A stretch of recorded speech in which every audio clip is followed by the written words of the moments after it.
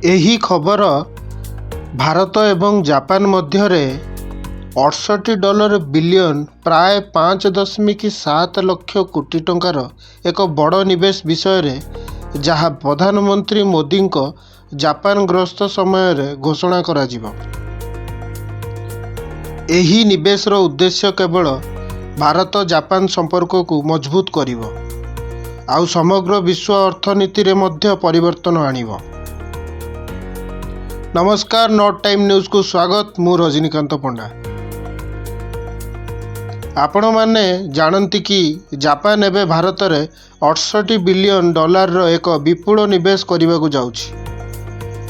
ଏହା କେବଳ ଏକ ବ୍ୟବସାୟ ନୁହେଁ, ବରଂ ଏକ ପଦକ୍ଷେପ ଯାହା ଦେଶର ଭବିଷ୍ୟତକୁ ବଦଳାଇ ଦେବ।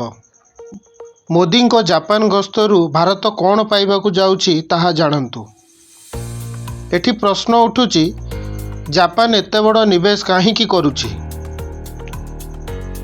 ଆପଣ ସମସ୍ତେ ଜାଣି ରଖିବା ଉଚିତ ଯେ ଜାପାନ ଚାହୁଁଛି ଯେ ଏହାର କମ୍ପାନୀଗୁଡ଼ିକ ଚୀନ ଉପରେ ସେମାନଙ୍କର ନିର୍ଭରଶୀଳତା ହ୍ରାସ କରନ୍ତୁ। ତେଣୁ ଏଥିଯୋଗୁଁ ଭାରତକୁ ବାଛିଛି। ଭାରତ ଆଜି ବିଶ୍ୱର 5ମ ବୃହତ୍ତମ ଅର୍ଥନୀତି ଏବଂ 2030 ସୁଦ୍ଧା 3ୟ ସ୍ଥାନରେ ପହଞ୍ଚିପାରିବ। ଭାରତରେ ଯୁବ ଏବଂ ଦକ୍ଷ ପ୍ରତିଭା ଅଛି, ଯାହା ହେତୁ ଜାପାନ ମଧ୍ୟ 50,000 ଭାରତୀୟ ବୃତ୍ତିଗତଙ୍କୁ ନିମନ୍ତ୍ରଣ କରିବାକୁ ଯାଉଛି। ଟଙ୍କା କେଉଁଠି ଖର୍ଚ୍ଚ ହେବ? ମୁମ୍ବାଇ ଅହମ୍ମଦାବାଦ ବୁଲେଟ୍ ଟ୍ରେନ୍ ଭଳି ଦ୍ରୁତ ଗତିର ରେଳରେ ଖର୍ଚ୍ଚ ହେବ। ସେମି କଣ୍ଡକ୍ଟର, ଇଲେକ୍ଟ୍ରୋନିକ୍ସ ଏବଂ ପ୍ରଯୁକ୍ତି ବିଦ୍ୟାରେ ଖର୍ଚ୍ଚ ହେବ। AI ଏବଂ ଗବେଷଣାରେ ଖର୍ଚ୍ଚ ହେବ। ସ୍ୱାସ୍ଥ୍ୟସେବା, ଔଷଧ ଏବଂ ସ୍ୱଚ୍ଛ ଶକ୍ତିରେ ଖର୍ଚ୍ଚ ହେବ। ଷ୍ଟାର୍ଟଅପ୍ ପାଇଁ ପାଣ୍ଠି ଏବଂ ନବସୃଜନରେ ଖର୍ଚ୍ଚ ହେବ। ଏଥିରୁ ଭାରତ କ'ଣ ପାଇବ? ରେଳବାଇ, ପ୍ରଯୁକ୍ତିବିଦ୍ୟା, ସ୍ୱାସ୍ଥ୍ୟସେବା ଏବଂ ଷ୍ଟାର୍ଟଅପ୍ କ୍ଷେତ୍ରରେ ଲକ୍ଷ ଲକ୍ଷ ନୂତନ ଚାକିରି ଭାରତୀୟଙ୍କୁ ମିଳିବ। ଜାପାନର ଉନ୍ନତ ପ୍ରଯୁକ୍ତିବିଦ୍ୟା ଯେମିତିକି AI, ଚିପ୍ସ, ସବୁଜ ଶକ୍ତି ଭାରତକୁ ମିଳିବ।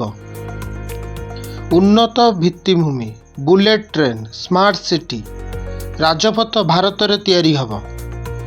ଷ୍ଟାର୍ଟଅପ୍ ଗୁଡ଼ିକୁ ସିଧାସଳଖ ସମର୍ଥନ ଏବଂ ବିଶ୍ୱସ୍ତରୀୟ ସ୍ୱୀକୃତି ମିଳିବ।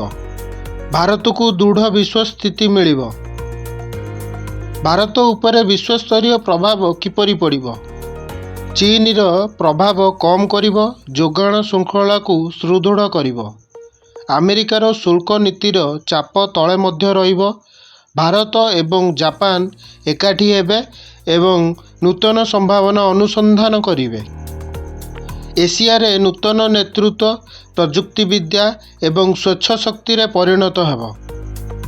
ଯଦି ଆପଣ ଭାବୁଛନ୍ତି ଯେ ଏହି ସହଭାଗିତା ଭାରତକୁ ନୂତନ ଶିଖରରେ ପହଞ୍ଚାଇବ, ତେବେ ଭିଡ଼ିଓଟିକୁ ଲାଇକ୍ କରନ୍ତୁ ଏବଂ ସେୟାର କରନ୍ତୁ।